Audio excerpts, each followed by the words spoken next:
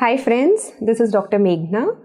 I am a psychiatrist and psychotherapist working with PACE hospitals in Hyderabad, and today we will be talking and deep diving into one of the commonest mental disorders that we see not only in India but worldwide.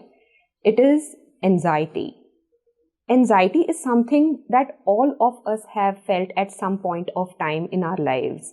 In fact, a data says that almost 33%, which means 1/3 of us would have felt an anxiety disorder or gone through an episode of anxiety at least once in our lifetime.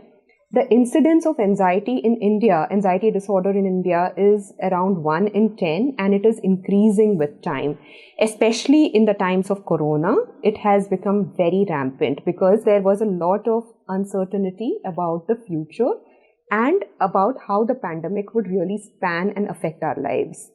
So let us talk about the what, why, and how of anxiety. What is anxiety and when does it really become a disorder? Anxiety is just a worry or fear of the future. And all of us have felt it, maybe just before an exam or before a marriage or a social function. But it becomes a disorder when it is all prevalent, all the time present in your life, and it is preventing you from leading a good personal, professional, or social life. And it is affecting all these aspects of your life. So let us talk about the different types of anxiety disorders that we see.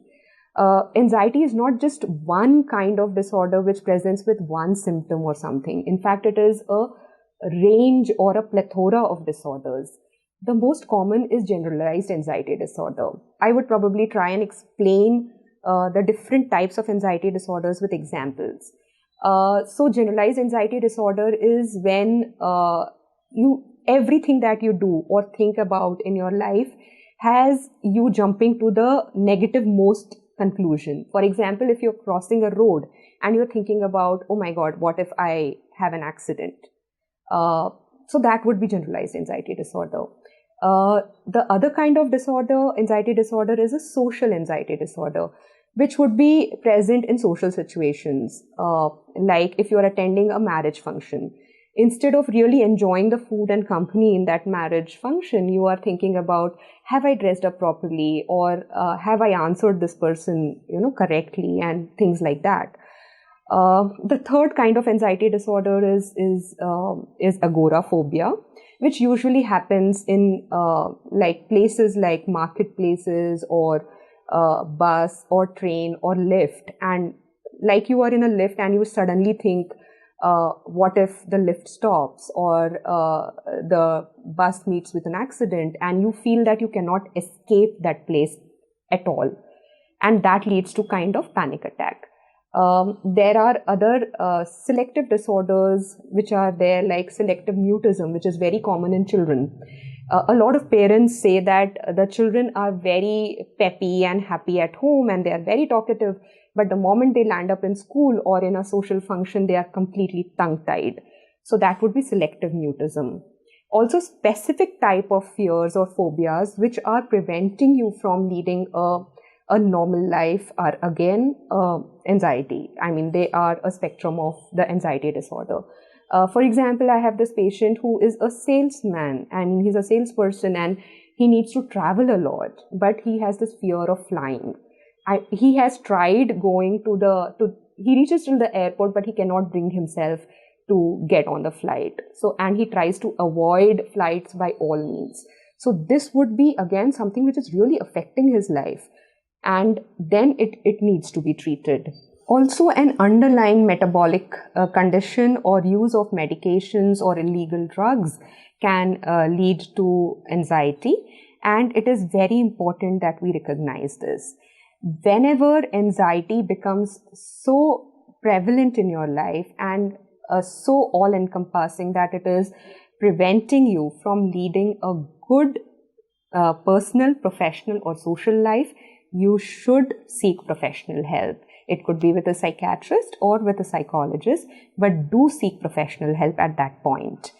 Now that we have spoken about the what is anxiety, let us get into how do we really recognize anxiety or the symptoms of anxiety? There are some very good self-assessment questionnaires. I personally follow the Hamilton A self-assessment questionnaire.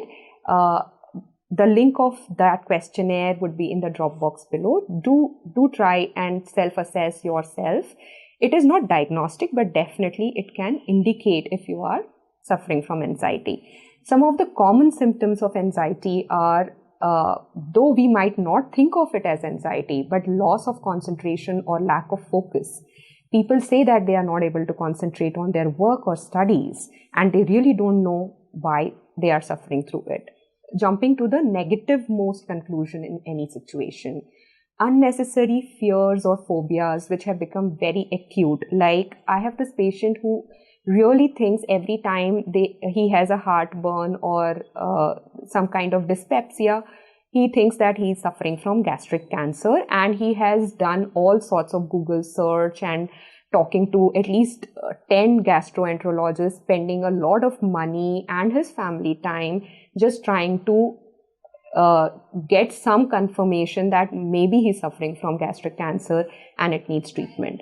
So specific phobias are again a symptom of anxiety. Also, a lot of somatoform or psychosomatic presentations happen in anxiety. It could be palpitations, it could be piloerection, which means your hair is standing at its end, you are sweating unnecessarily, you are very restless, and you cannot concentrate on anything. So all these somatic symptoms or bodily symptoms like breathlessness, heaviness of chest, all these things, if they become acute, it is a sign of anxiety disorder. In fact, a lot of patients spend a lot of time and money doing rounds of different kinds of doctors, going to cardiologists because of their palpitations or gastroenterologists because they are suffering from some kind of gastric disturbances, without realizing that the underlying cause is anxiety. Until the anxiety is treated, their physical symptoms will not be treated. So I would really want you to be on the lookout for these symptoms. Your chronic pain, chronic headache, chronic backache, something which has been there with you for a year or two, and you have done multiple rounds of doctors. Multiple doctors have told you that there is nothing wrong with your heart or with your head, and you still cannot find a solution. You must consider as anxiety as the underlying cause. Now that we have looked into what is anxiety and how do we really recognize anxiety, let us look into the why of anxiety. Why does anxiety really happen? There are considered to be multiple factors because of which it could happen. It could be one or a combination of all of these. It could be because of an imbalance or disturbance of the neurochemicals or the neurotransmitters in your brain. And in those cases, you do require medications or pharmacotherapy for treatment. It could be because of substance abuse, like drinking too much tea or coffee, especially towards the evenings, can lead to, these are stimulants, coffee is a stimulant, and it can lead to anxiety attacks, especially towards the evening or night. Having a bad lifestyle, like a lack of exercise or a bad eat, sleep, exercise routine can again lead to anxiety attacks. Also, substance abuse, alcohol and use of illegal drugs is known to cause anxiety. Underlying metabolic conditions, I have personally seen that decreased levels of vitamin D3, vitamin B12 or anemia can also lead to some kind of anxiety or disorders or panic attacks. And once you correct the underlying condition, it could be thyroid, hyperthyroid, or it could be correcting these levels of vitamins or hemoglobin in your blood. Once the underlying condition is corrected, the anxiety attacks do go down. So again, it requires professional help to really diagnose what is causing your anxiety and then treat it. Now that we have looked into the what, why, and how of anxiety, let us briefly look into what can we do from our side besides seeking medical help and support to take care of anxiety.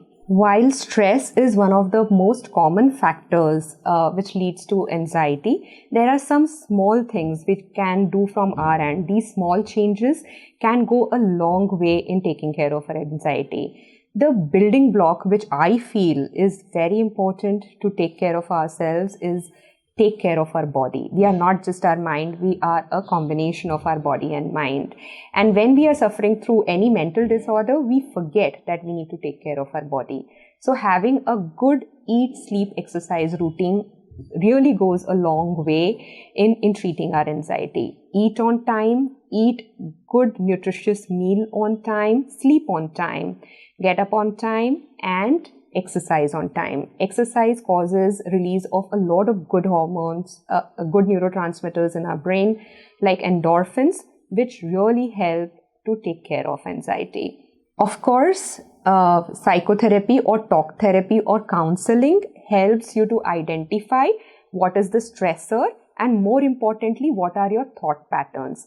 It is usually our thought pattern which leads to these anxieties. Again, I would like to explain this with a common example. I'll give this example about myself. Like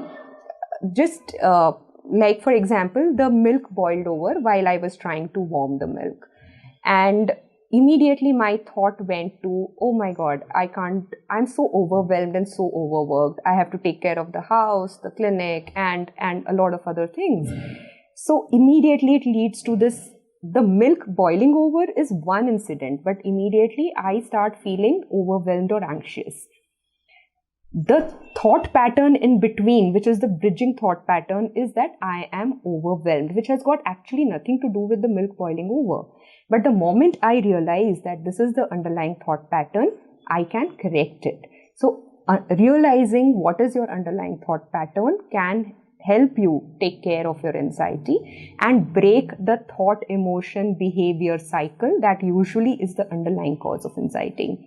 And cognitive behavior therapy can go a long way in getting you to recognize your thought patterns and then controlling them. Mindfulness and meditation-based cognitive behavior therapy, again, I personally feel is a good method.